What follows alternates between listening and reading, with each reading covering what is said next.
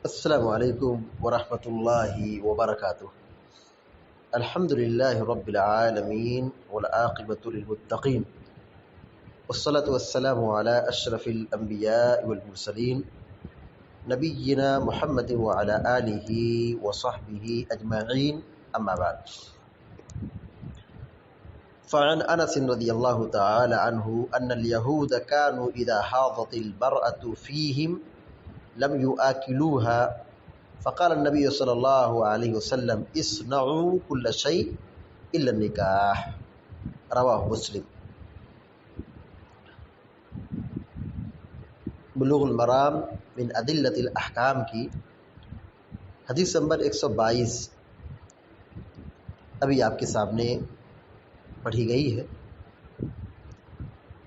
انس بن مالک رضی اللہ تعالیٰ عنہ حدیث کے راوی ہیں۔ وہ بیان کرتے ہیں کہ ان الیہود کانوا اذا حاضت المرأة فیہم لم یؤکلوها،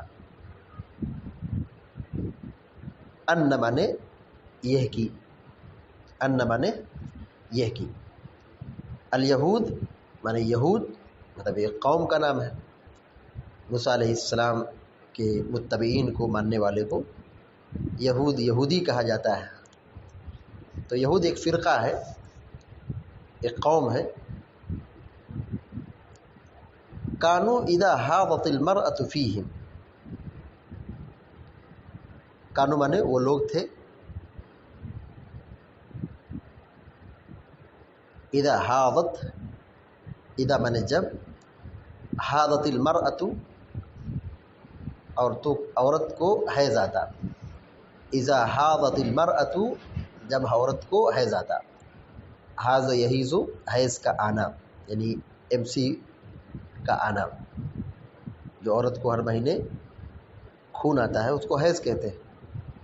تو اذا حاضت جب حیض کا خون آتا، المرأة منے عورت، اذا حاضت المرأة جب عورت کو حیض کا خون آتا یا عورت حائضہ ہو جاتی، جب عورت حائضہ ہو جاتی، لم یؤکلوها، فیہم، فیہم مانے ان میں، فی مانے میں، ہم مانے وہ لوگ، فیہم ان میں، ترجمہ ہوگا فیہم مانے ان میں، لم یؤکلوها آپس میں وہ اس عورت کے ساتھ نہیں کھاتے، لم یؤکلوها اس عورت کے ساتھ بیٹھ کر آپس میں نہیں کھاتے۔ آکل یؤکل مانے آپس میں مل بیٹھ کے کھانا، یعنی آمنے سامنے بیٹھ کر کھانا، یعنی ایک برتن میں مل کر کے آپس میں کھانا۔ لم یؤکلوا تو وہ لوگ نہیں کھاتے، ہاں اس عورت کے ساتھ، یعنی جو عورت ناپاک ہو گئی جب وہ حیض میں داخل ہو گئی، لم یؤکلوها تو اس عورت سے، حائضہ عورت سے مل کر نہیں کھاتے تھے، مطلب اس کے کیا کرتے تھے، ایسے عورتوں سے بالکل الگ تھلگ ہو جاتے تھے۔ چھوت چھات کا مسئلہ تھا، چھوت چھات کا مسئلہ تھا، اسی وجہ سے ان ایسی عورتوں سے وہ لوگ کٹ کے رہتے تھے، دور بھاگتے تھے، گھن کھاتے تھے، نفرت کرتے تھے۔ اور آج بھی ان کے یہاں بھی بعض لوگوں کے یہاں یہ چیز پائی جاتی ہے کہ عورت ناپاک ہو گئی، اس کو حیض آ گیا تو بس بستر الگ، دوری بنا کے رکھے رہیں گے، کھانا پینا الگ۔ لم یؤکلوها جو یہودی ان کے ساتھ مل بیٹھ کے کھاتے نہیں تھے آپس میں، ایسی عورتوں کے ساتھ۔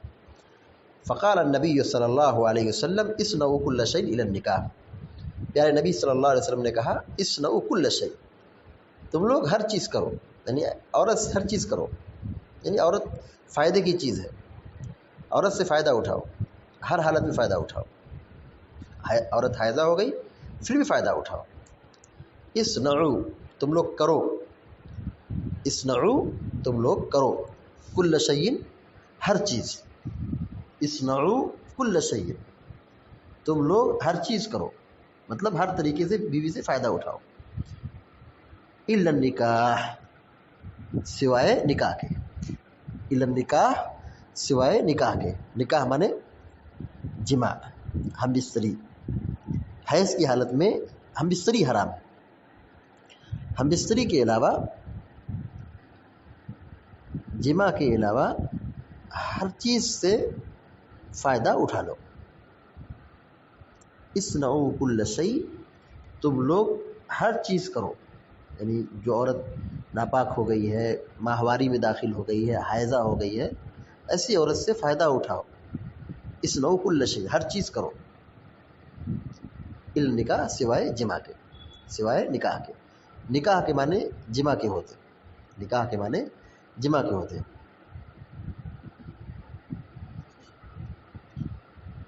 رواہ مسلم، امام مسلم رحمہ اللہ نے اس حدیث کو بیان کیا.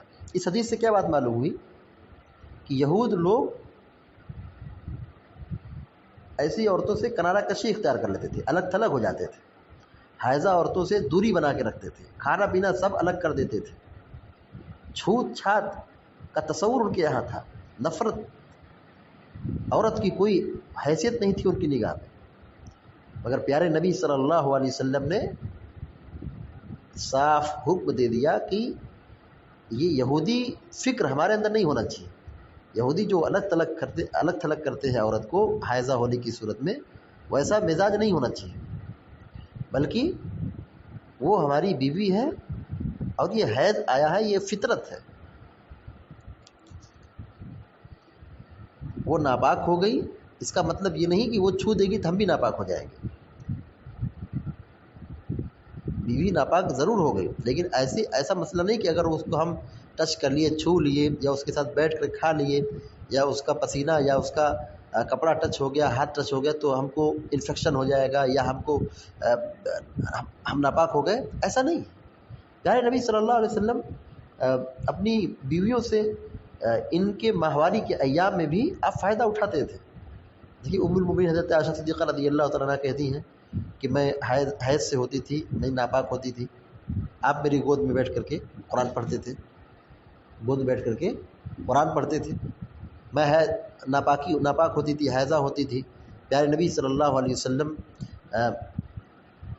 کھاتے تھے، جہاں سے آپ نے کھایا ہے وہیں سے میں بھی کھاتی تھی، اور میں پانی پیتی تھی، جس جگہ سے میں پانی پی ہوتی تھی اسی جگہ سے اللہ کے نبی صلی اللہ علیہ وسلم بھی پانی پیتے تھے. تو حائضہ عورت کا جھوٹا یا عورت کے ساتھ بیٹھ کر کے بات چیت کرنا، یا اس سے فائدہ اٹھانا، یا اس کا جھوٹا کھانا، اس کے ساتھ بیٹھ کے کھانا، یہ سب جائز ہے. بس ایک چیز جو منع ہے وہ یہی ہے کہ عورت سے فائدہ اٹھا سکتے ہیں حیض کی مدت میں، لیکن ہم بستری اور جمع نہیں ہونا چاہیے. اور یہ جو نہیں ہونا چاہیے، جو منع کیا گیا ہے، اس میں بھی فائدہ ہے کہ اس پیریڈ میں عورت کو کمزوری ہوتی ہے اور وہ درد کا شکار ہوتی ہے. مزید یہ کہ وہ ناپاک اور گندا قسم کا پانی ہوتا ہے، خون ہوتا ہے، اور اگر آدمی وہاں پر ہم بستری کے لیے جائے تو پھر یہ اس کے لیے کیا ہے، بیماری کا گھر ہے. بیماری کا عام ایسا تو عورت تیار نہیں ہوگی اس پیریڈ میں، لیکن اگر آدمی مطلب زبردستی کرے اور فائدہ اٹھائے ہم بستری کرنے کے لیے، تو یہ عورت مرد کے لیے نقصان دہ ہے، مرد کے لیے نقصان دہ ہے، عورت کے لیے تکلیف دہ ہے اور مرد کے لیے نقصان دہ ہے. تو اللہ رب العالمین نے اسی لیے حائضہ عورت سے ہم بستری کرنے کو حرام قرار دے دیا ہے. فاعتزلوا النساء، قرآن میں اللہ نے کہا کہ حیض کی پیریڈ میں مردوں کو حکم دیا گیا کہ ایسی عورتوں سے الگ تھلگ رہے. الگ تھلگ رہے کس معنی میں؟ مطلب ان سے ہم بستری نہ کرے. باقی اور جو بیٹھنا ہے، بات چیت کرنا ہے، سونا ہے، کھانا ہے، ایک ساتھ ایک پلیٹ میں کھانا ہے، ایک ساتھ کھانا ہے، کوئی حرج نہیں ہے. حائضہ عورت سے فائدہ اٹھا سکتے ہیں، لیکن یہ کہ ہم بستری، یہ چیز کیا ہے، منع ہے. اس حدیث سے جو باتیں معلوم ہوئی، نمبر 1،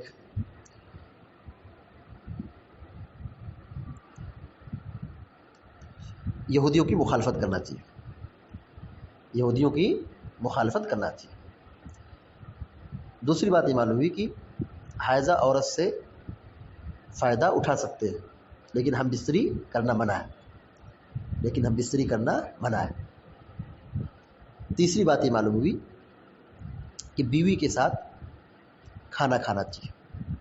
بیوی کے ساتھ میاں بیوی کو چاہیے کہ وہ دونوں ایک ساتھ کھانا کھائیں.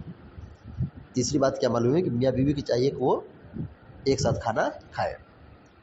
اللہ تعالیٰ سے دعا ہے کہ اللہ تعالیٰ ہم سب کو آپ سب کو نیک عمل کی توفیق عطا فرمائے. آمین یا رب العالمین. اقول قولی هذا واستغفر الله لي ولكم ولسائر المسلمين فاستغفروه انه الغفور الرحیم. وصلی اللہ علی نبینا محمد وسلم تسلیما کثیرا. والسلام علیکم ورحمۃ اللہ وبرکاتہ.